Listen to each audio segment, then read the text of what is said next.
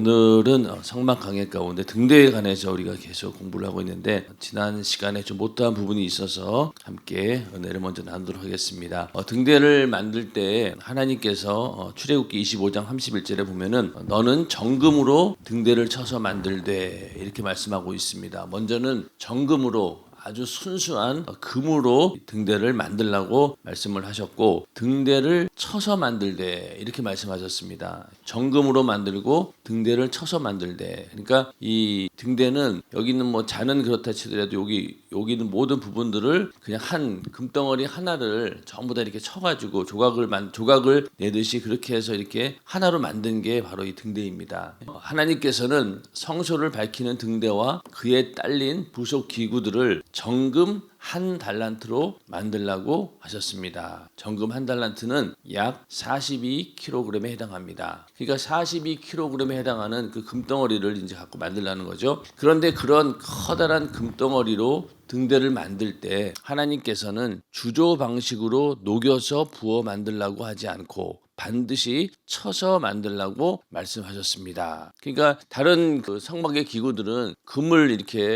가지고 조각목을 싼다거나 또 아니면 그 금을 녹여가지고 주조 방식으로 뭐 형상을 만들고 이랬는데 여기서는 이 등대는 반드시 금을 이렇게 쳐서 만들라고 말씀하셨습니다. 이처럼 정금을 쳐서 등대를 만드는 것은 예수 그리스도께서 이 땅에 오셔서 채찍에 맞으시고 질고를 당하시고 최후의 십자가를 지심으로 우리의 생명과 부활의 소망이 되는 분이심을 예표합니다. 그러니까 이 그 금을 일부러 쳐서 만든 것은 이 가운데에 예수님께서 고난이 그 안에 들어있다는 거예요. 예수님께서 부활하시기 위해서는 반드시 고난을 받으셨는데 그 고난이 어떤 경우에는 로마 병정들이 막 그 예수님의 얼굴을 손바닥으로 치기도 하고 또 채찍으로 온몸을 때리기도 하고 그런 것처럼 이 등대를 만들기 위해서 그렇게 전부 다 등대를 쳐서 이렇게 만들라라는 그런 의미 속에는 예수님의 고난이 들어있다는 겁니다. 성소에서 사용하는 각종 다른 기구는 금을 싸서 입히거나 금을 녹여서 만들라고 하셨지만 등대만은 금을 쳐서 만들라고 하셨으니 이는 예수께서 받으실 고난을 상징합니다. 고난의 십자가 없이는 부활도 없고 면류관도 없습니다. 예수님께서 고난이 없다라고 하면은 부활도 없고 면류관도 없는 거죠. 예수님께서도 하나님께서 명령하신 대로 하나님의 뜻을 이루기 위해서 고난을 다 담당하시고 그리고 사망의 권세를 이기고 부활하셨기 때문에 하나님께 영광을 올려드리게 되는 것이고 승리의 이름 예수의 이름이 되는 겁니다. 그런데 만약에 예수님께서 십자가를 지지 않았다, 고난이 없다라고 하면은 절대 부활이나 면류관도 있을 수 없는 것이죠. 마찬가지로 우리에게도 고난이 없이는 부활도 면류관도 없습니다. 성도들에게는 반드시 고난이 따르게 되어 있다는 거죠. 바울 사도는 생각건대 현재의 고난은 장차 우리에게 나타날 영광과 좋게 비교할 수 없도다 이렇게 말씀하고 있습니다. 현재의 고난,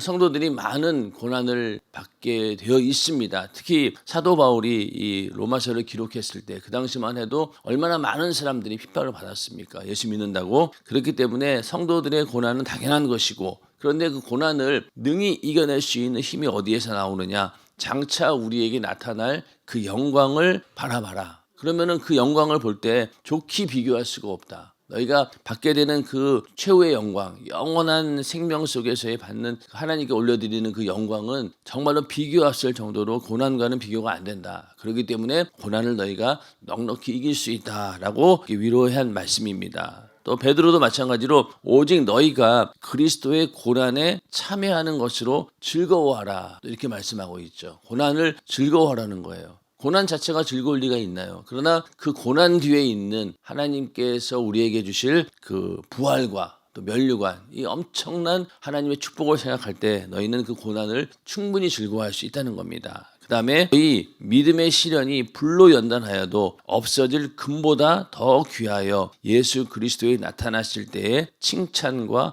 영광과 존귀를 얻게 하려 함이라 이렇게 또 말씀하고 있습니다. 그러니 믿음의 시련이 불로 연단하듯이 정말 혹독한 그런 시련과 또 시험이 있다 할지라도 우리는 나중에 칭찬과 영광과 존귀 이것을 얻게 될 때 그때를 바라보고 다 이겨낼 수 있다는 겁니다. 우리도 이 땅에 살면서 우리나라 같은 경우는 기독교를 예수 믿는 일에 대해서 방해를 받거나 그렇진 않지만은 이 세상에 이 지구상에도 얼마나 많은 나라가 이 예수 믿는데 박해를 받고 핍박을 받는 나라들이 얼마나 많이 있습니까? 그런 사람들에게는 이런 말씀이 정말로 참된 위로가 되는 것이죠. 또 오늘날 우리들도 각자 사람들마다 이런저런 모양으로 예수 믿는다고 당하는 핍박과 고난들이 있습니다. 그럴 때마다 이 핍박과 고난보다 더 큰 것이 바로 무엇이냐?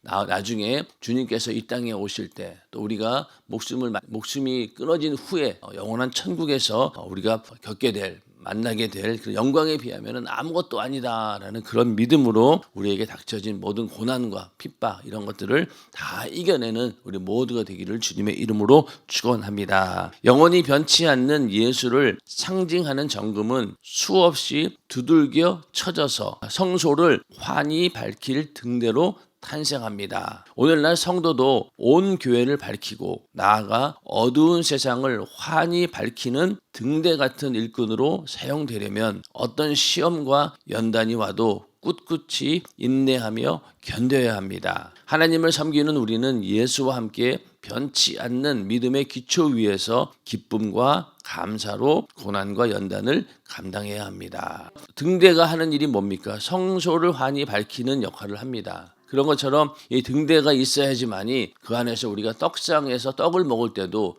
등대에 불이 없으면은 어디에 있는지도 모르잖아요. 그렇기 때문에 우리가 오늘날 성령이 있어야지만이 그 등대 역할을 능히 감당할 수 있는데 그러한 등대 역할을 감당하기 위해서는 어떻습니까? 이런 시험과 연단을 다 이겨내야 된다는 거예요.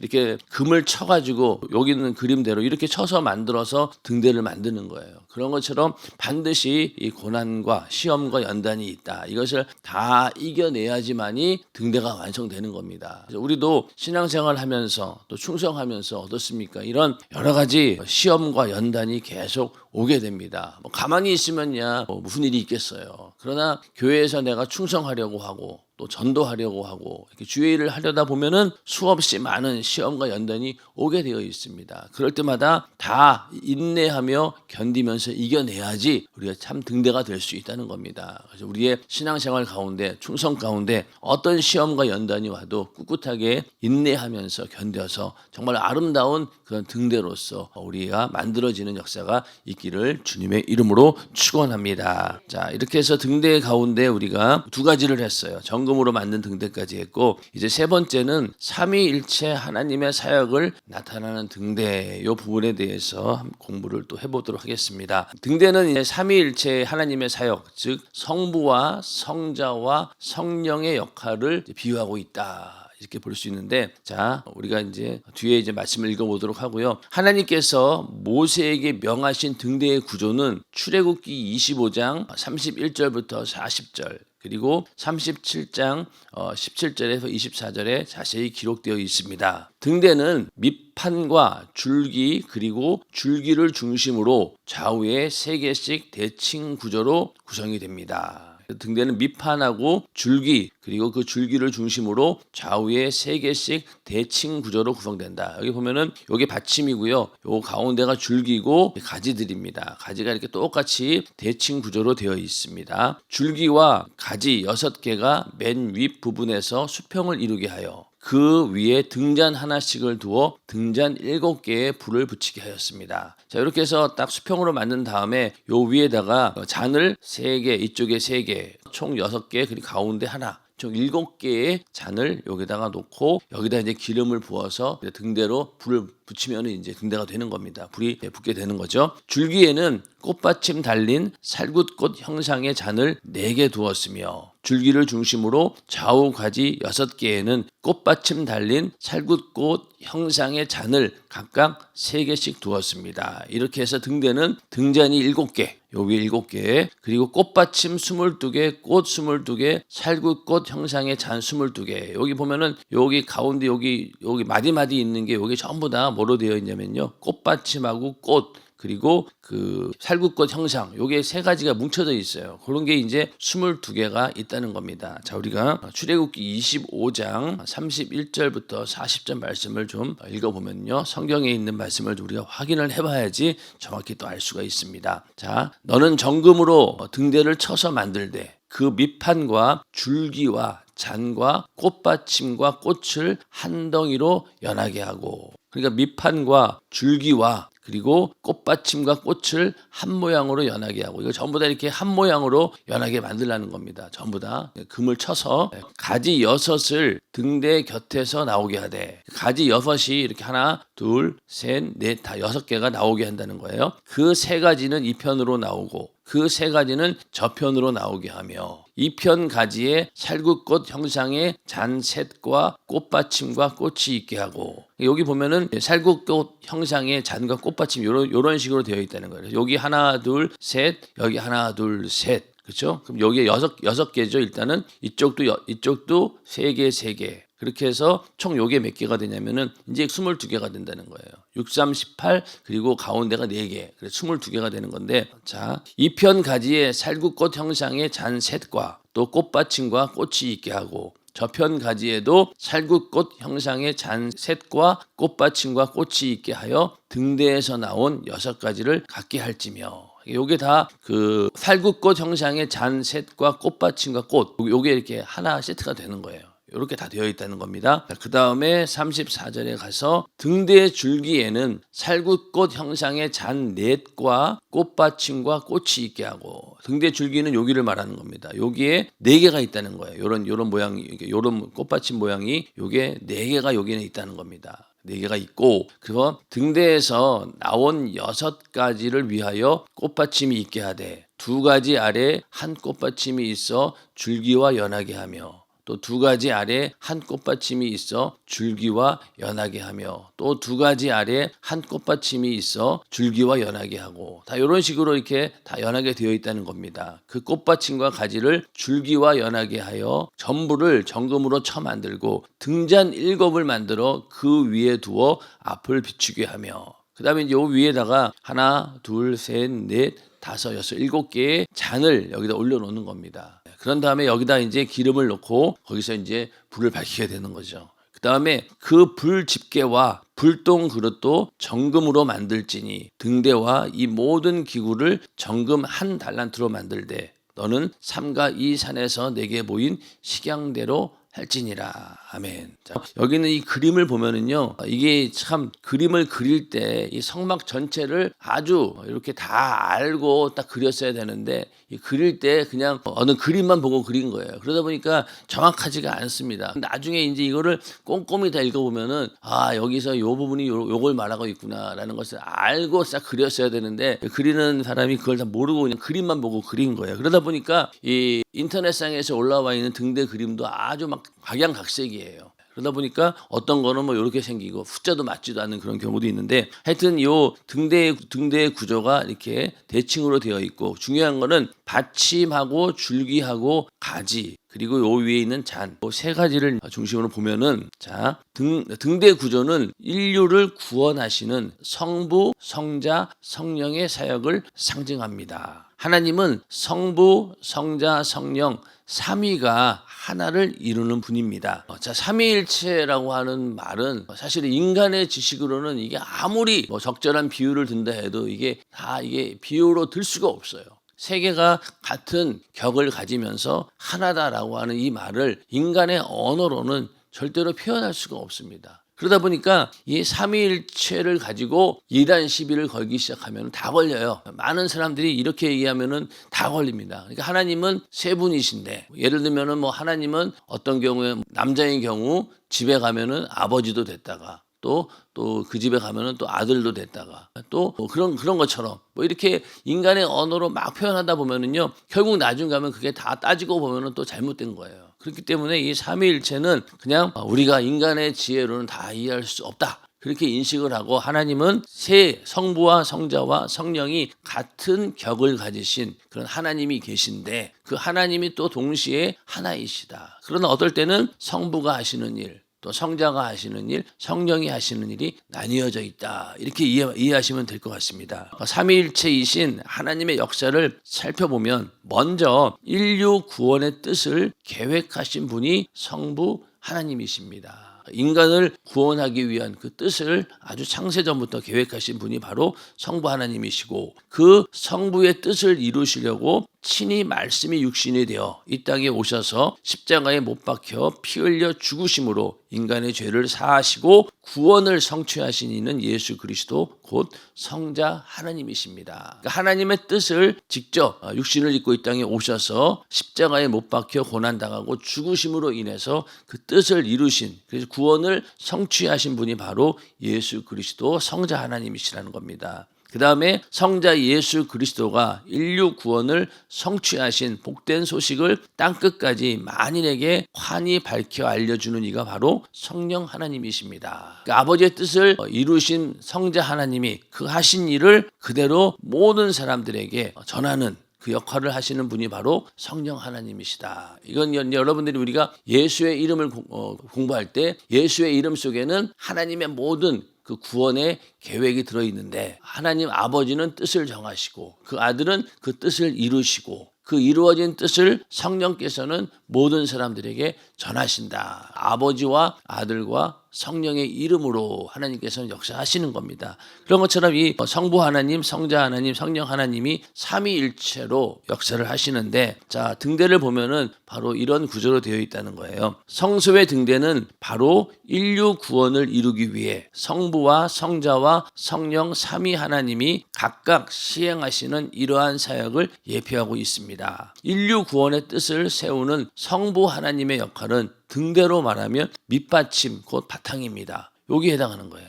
밑받침이 없으면 어떻게 되겠어요? 이게 등대가 제대로 세워질 수가 없겠죠. 가장 중심이 되는 그런 부분이고, 다음으로 친히 인류 구원을 성취하신 성자 하나님은 등대의 줄기에 해당합니다. 여기 있는 등대의 줄기가 전부 다 성자 하나님을 예표한다는 거예요. 아버지의 뜻을 따라서 이렇게 쫙 가지가 펼쳐지듯이 하나님의 그 뜻을 하나님의 아들 예수 그리스도께서 다 이루셨다는 거예요. 이루셨다. 그 다음에 땅끝까지 인류 구원의 복된 소식을 밝히 전하여 우리 심령에 생명의 빛을 비추는 성령 하나님은 등대의 등잔에 해당합니다. 저 맨 위에 있는 요게 바로 이 등잔입니다. 여기 7개가 있죠. 요게 바로 마지막으로 이제 빛을 비춰주는 역할을 하는 거예요. 요게 바로 성령의 역사에 해당된다. 받침은 하나님 아버지, 성부 하나님, 그리고 여기 모든 가지, 이 부분은 바로 뭡니까? 바로 성자 하나님의 역할. 그리고 그 위에서 이 등대를 밝혀주는 그런 등잔의 역할을 하는 부분이 바로 성령 하나님이시다. 이렇게 우리는 등대를 보고 삼위일체의 하나님을 볼 수 있다는 거예요.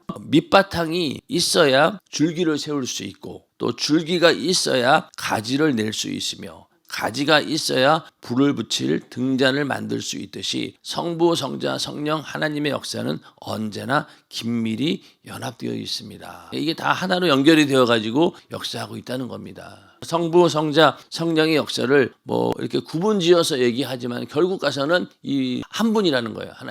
하나님 한 분이시다. 그래서 우리가 성부 하나님, 성자 하나님, 성령 하나님 이렇게 사역을 보고는 분류할 수 있지만은 결국은 그 모든 사역을 함께 이루신다. 삼위일체의 하나님입니다. 이게 참 인간의 이 지혜로는 이해가 안 돼요. 이게 신학적으로도 아무리 이거를 사람들이 풀어보려고 노력을 했지만은 다 이게 말이 안 되는 거예요. 이거는 인간의 언어로는 표현을 못합니다. 그러나 하여튼 우리가 등대를 보면서 이렇게 하나님의 사역을 나누어 볼 수 있다. 우리가 아버지와 아들, 성부와 성자의 그 하나님 아버지의 뜻도 알고, 그리고 예수님도 알고 다 알아요. 그런데 만약에 마지막으로 이 성령의 역할이 없다라고 하면은요, 그 구원의 소식이 우리에게 전해지지 않았을 거라는 거예요. 우리가 예수를 어떻게 믿게 되었습니까? 누군가가 우리에게 복음을 전해 주었고, 그 복음을 듣고 우리가 그 복음을 믿게 되었는데, 그 모든 일을 하시는 분이 누구냐? 바로 성령이시라는 거예요. 예수를 주라고 시인하게 하시는 분이 누구시냐? 바로 성령이십니다. 내가 예수를 내가 영접한 것 같고 내가 믿겠습니다라고 고백한 것 같지만은 엄밀히 따지면은 성령으로 아니하고는 누구든지 예수를 주시라 할 수 없느니라. 그러니까 성령이 아니고는 내가 예수님을 구세주라고 인정하는 그 신앙 고백 자체도 성령이 하신 일이라는 거예요.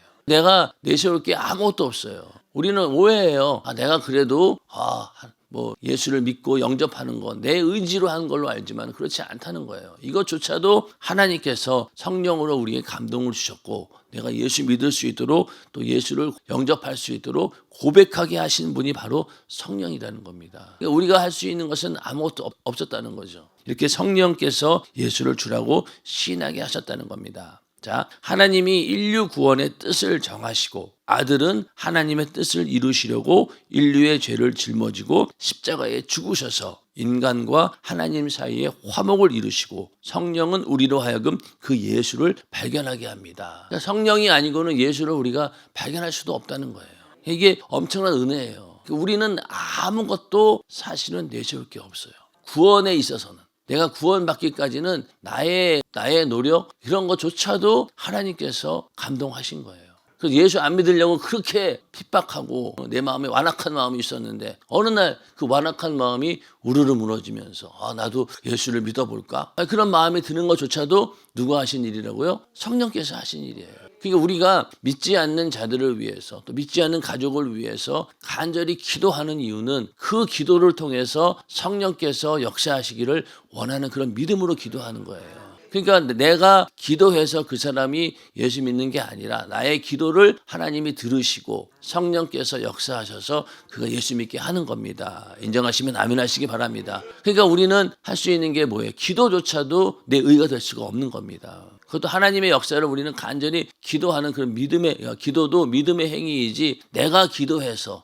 그 기도가 기도 때문에 그 사람이 예수 믿었어. 그렇게 말할 수도 없다는 거예요. 그 기도를 응답하신 분도 하나님이시고 그 일을 이루신 분도 바로 하나님이시라는 겁니다. 그래서 성령이 아니고는 절대로 예수를 발견하지도 못한다. 성소 왼쪽에 세워두고 아침 저녁으로 제사장이 기름을 넣어 항상 성소를 환히 밝히는 등대의 등불은 많은 사람으로 하여금 예수를 알고 하나님께로 나아오도록 인도하는 성령의 역사를 상징합니다. 교회가 성소 아니라고 친다면은 항상 이 성령의 역사가 막 환하게 비추고 있어야 된다는 거죠. 교회를 통해서 많은 사람들이 예수를 알고 또 하나님께 나아오도록 하는 역할을 교회가 한다는 거예요. 교회를 세우신 분도 바로 성령이시란 겁니다. 성령이 교회를 세우시고 또 성령이 감독자도 세우시고 그러니까 그 감독자를 통해서 교회를 치게 하고 운영하게 하고 또 강단에서 전해지는 그 말씀을 통해서 성도들을 영혼에게 막 빛을 계속 예수의 빛을 전해주는 거죠. 그럼 또 우리도 성령의 전으로서 또 하나의 작은 교회입니다. 우리도 나가서 어때요? 이 빛을 또 밝히는 거예요. 그렇게 해서 많은 사람들이 그 등대의 불빛을 보고 어두움에서 나오듯이 우리 안에 있는 그 예수, 그 생명의 빛을 성령을 통해서 등대의 이 빛처럼 비춰주다 보니까 그걸 보고 사람들이 온다는 겁니다. 우리가 그런 역할을 감당해야 된다. 성령의 역사가 바로 이 등대의 등불을 상징하고 있다. 자, 예수 그리스도께서 내 죄를 갚아주시려고 십자가에 못 박혀 죽으셨으니 이제 나는 죄에서 저주에서 질병에서 자유하다라고 아무리 공부한다 해도 지식으로 예수가 믿어지는 것이 아닙니다. 지식으로 믿어지는 게 아니에요.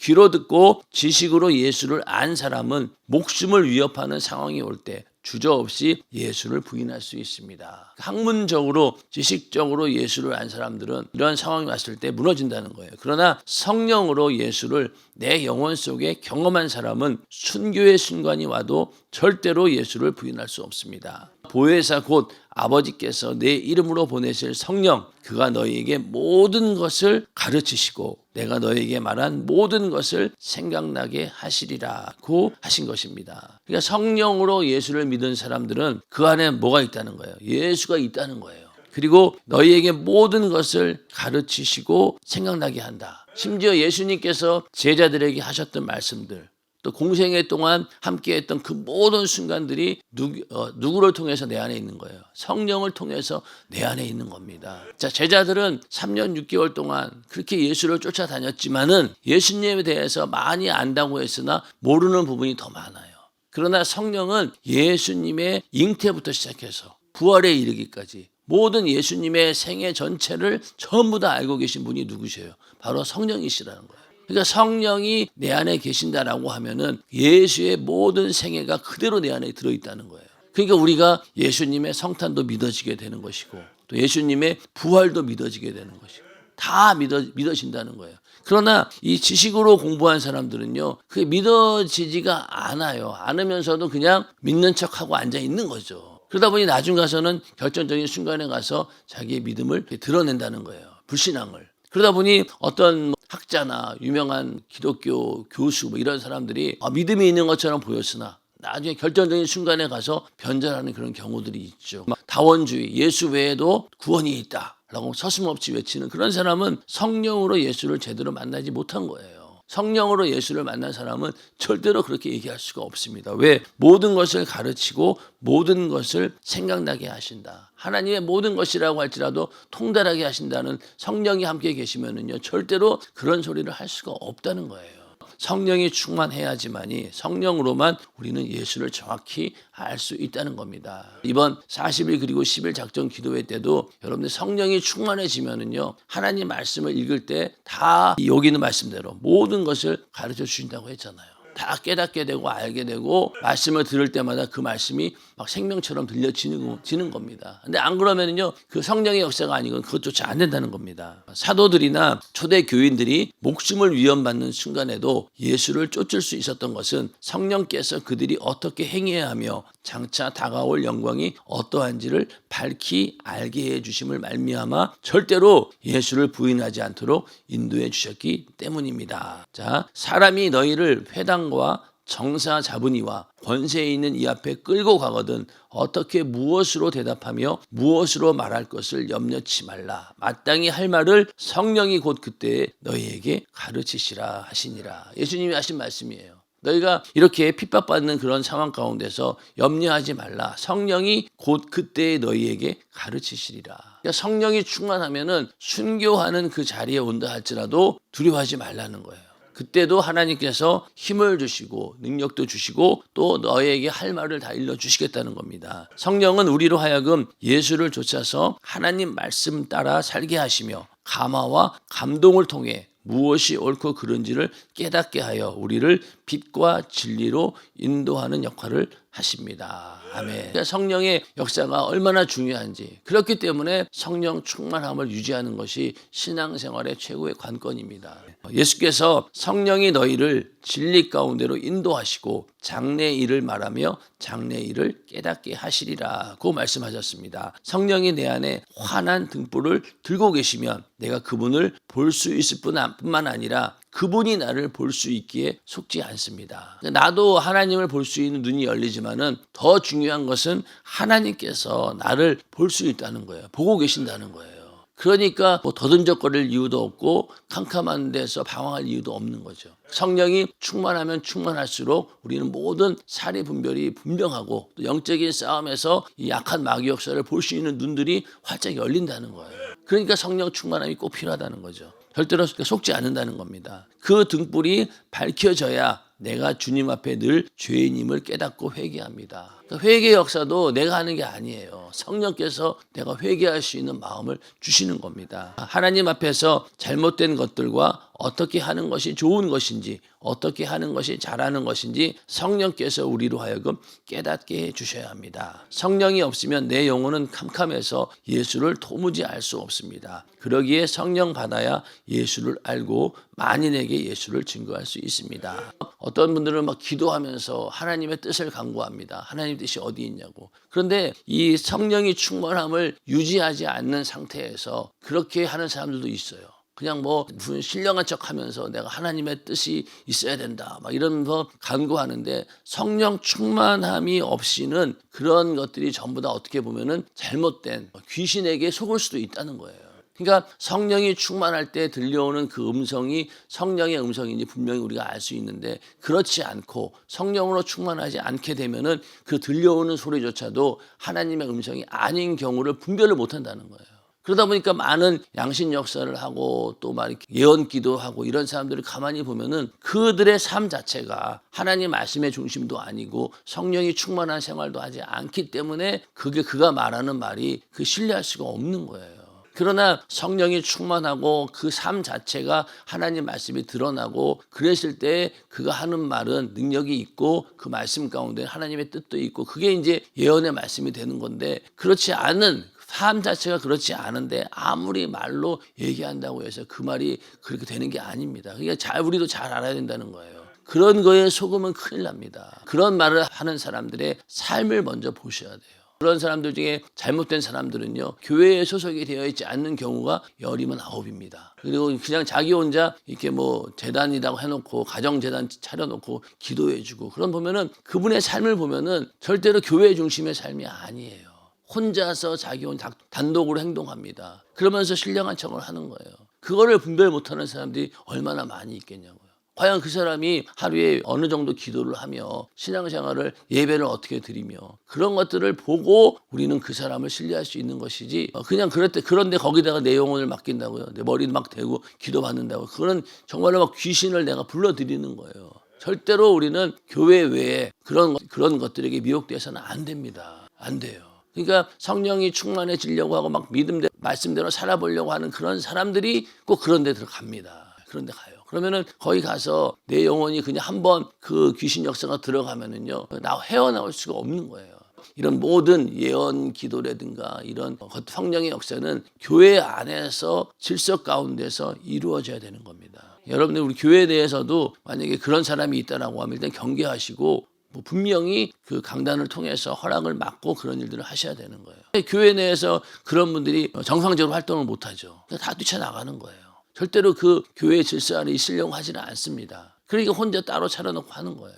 절대로 우리는 그런 데 가서 내 영혼을 맡겨서는 안 된다는 겁니다. 우리는 성령의 역사를 우리가 분명히 보고 알아야 된다는 거죠. 자, 등대를 아무리 정금으로 아름답게 만들어 놓아도 불을 켜는 등잔이 없다면 아무 소용이 없습니다. 하나님께서 아들을 죽여서까지 우리를 구원했을지라도 성령이 그 소식을 전해주지 않으면 우리가 구원받을 수 없다는 말입니다. 오늘날 목사도 성도도 직분자도 모두 어디를 가든지 언제나 성령으로 하나님을 알게 하고 예수를 믿게 해야 합니다. 죄로 멸망하는 영혼을 구원하는 삼위일체 하나님의 구원 사역을 언제나 나타낼 수 있는 등대 역할을 감당해야 하는 것입니다. 성령이 아니고는 이 하나님의 아들의 역사도 이게 뭔가 완전하지 않다는 거예요. 예수님께서 그냥 무덤에 들어가 돌아가셔서 부활하셨어요. 근데 그 소식을 전해주지 않으면 안 된다는 거죠.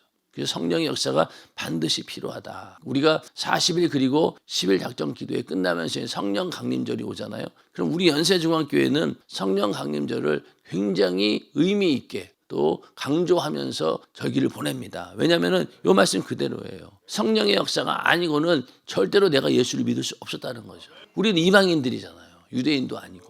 이방인인데 그 이방인 가운데서도 전혀 그 이스라엘하고 상관이 없는 그런 나라에 있는 동양에 있는 사람들인데 우리가 예수 믿게 된 게 이거는 정말로 기적 중에 기적이죠. 인간으로 봤을 때는. 그런데 그 일을 하신 분이 누구냐? 바로 성령이 하셨다는 거예요. 그러니까 인간은 이 하나님을 알 수 있는 그런 지혜도 없고 지식도 없어요.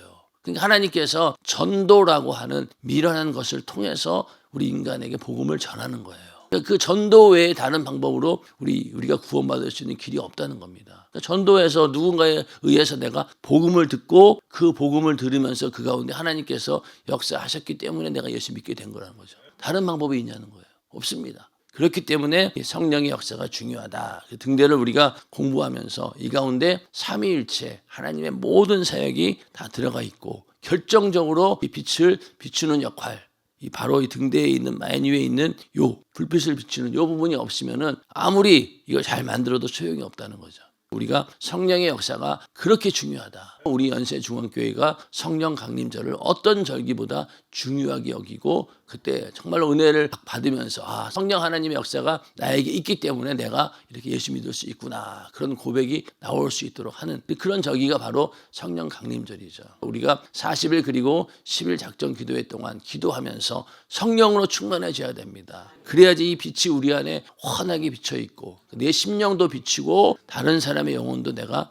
예수의 생명을 전할 수 있고 빛을 비출 수 있는 겁니다. 이번 기도회를 통하여서 우리가 성령으로 충만해지는 우리 모두가 되기를 예수님의 이름으로 축원합니다.